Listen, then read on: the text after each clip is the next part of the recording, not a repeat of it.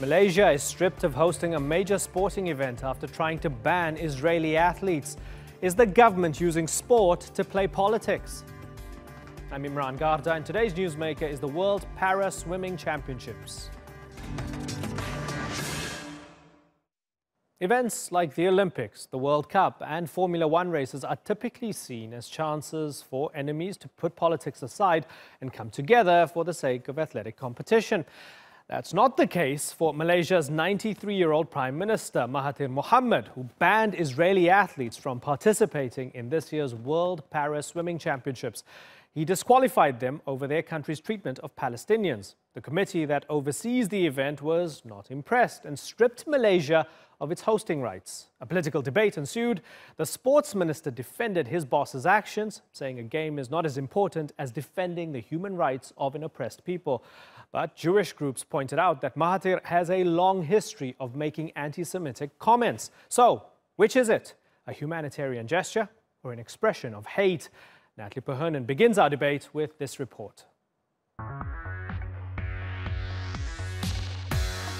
In the world of elite swimming, timing is everything. It takes years of training to become competition ready. So what happens when athletes have the ability to race taken away from them? And not because they didn't qualify, but because their nationality is the problem. That's the situation Israeli swimmers nearly found themselves in when Malaysia, the intended host of this year's World Para Swimming Championships, banned them from taking part. It's a qualifying event for the Paralympics in 2020.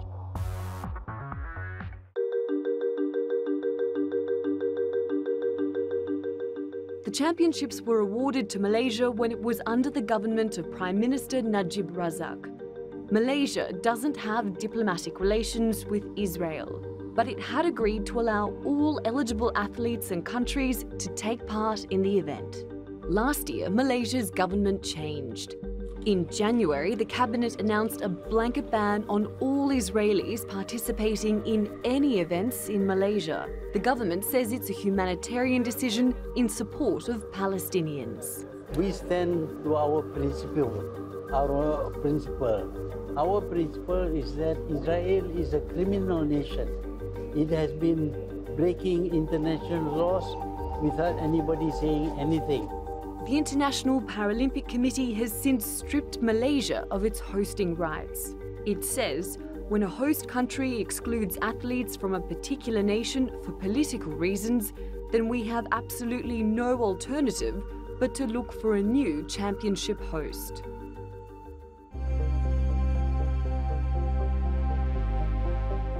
Malaysia has long supported a two-state solution to the Palestine-Israel conflict. Hundreds of Malaysians protested against US recognition of Jerusalem as Israel's capital. They included Mahathir Mohamad. We have to determine where they are from, because a lot of companies are from America, although they may be owned by Jews. We have to study carefully, because we don't want to cut our nose to spite our face. The most important thing is for all the Muslim countries to break off diplomatic relations with Israel. Israel says Malaysia's ban on its athletes is inspired by what it calls Prime Minister Mahathir's rabid anti-Semitism. In the past, he has described Jews as hook-nosed. But the Malaysian government says the move is about fighting for the oppressed. It's a message of politics over sport that appears to resonate with many Malaysians. Natalie Perhonen, The Newsmakers. We'll go to OISO next, but I want to get Dan DIKER to come in first. Dan DIKER, in response to Malaysia barring the Israeli athletes, we've had the IPC say, okay, you don't get to host this event. Are you satisfied? Are you happy that they took that decision? Yes, I think that the IPC and Mr. Parsons acted responsibly. You know, with all of the political hustle and tussle about Israel, what President Mahathir did was to deny Israeli Muslim Palestinians who are on the Paralympic swimming team from participating with their fellow Muslims in a Muslim majority country. So this whole notion of helping the Palestinians is utter nonsense. What they've done is, what the Malaysians have done is to punish themselves, isolate themselves, and probably throw up a big red flag to any future hosting of future international events. And who got hurt in the end? All of these wonderful Paralympic athletes, Muslims, Christians, and Jews, who, in brotherly and sisterly cooperation, were wanted to participate together. Okay, but trying to dig into and drill down and look at the intentions here, they're not necessarily talking about the Israeli Palestinians or Arab Israelis who are citizens of Israel. They're talking about the treatment of Palestinians within the occupied territories, right? So you have the foreign minister. No, they're not. No, they're not. No, you're but not. They are. That's incorrect. Okay, let me give you what the foreign minister said. Prime Minister Matatir. No. I'm going to make the answer before you ask me the next question. Let's be very clear about this. The leader of Malaysia, Prime Minister Mohammed Matatir, has said that Jews have hooked noses, that Jews rule the world by proxy, and that Israel is a criminal state. He is not talking about not talking about one political policy in the West Bank. He's talking about destroying the Jewish democratic nation state. Let's be very clear about this to all of our viewers. So he wrote a book called The Malay Dilemma, and in that he used anti-Semitic stereotypes. That is undoubtedly clear. He wrote about Jews having hooked noses, that they control the world by proxy.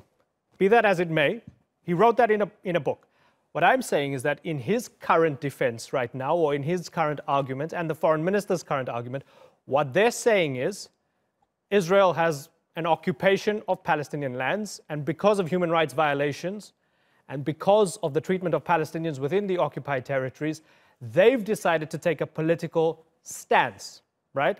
So from their perspective, it's similar to the isolation of apartheid South Africa, no normal sport in an abnormal society. From that perspective, do you respect any of that, or does this purely come from anti-Semitism?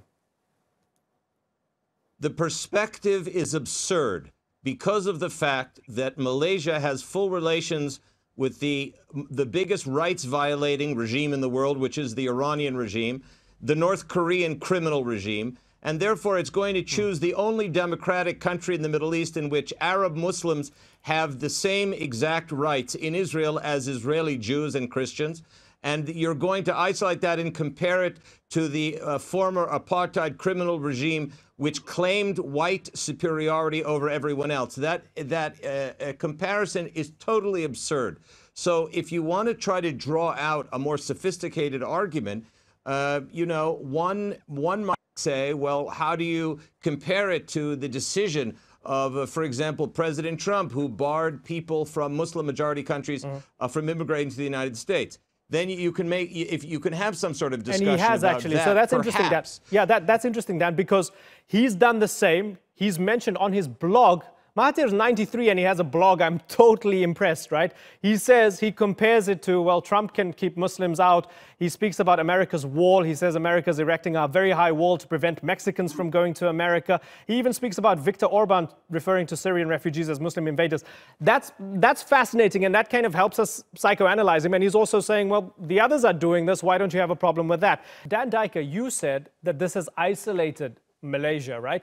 What we're hearing from the other two guests, the two other Malaysian guests, is that actually this might have boosted Malaysia's Ummah credentials, if you like, from a lot of Muslim-majority countries and Arab countries to say, well, finally, at least somebody like Malaysia is standing up for our Palestinian brothers and sisters.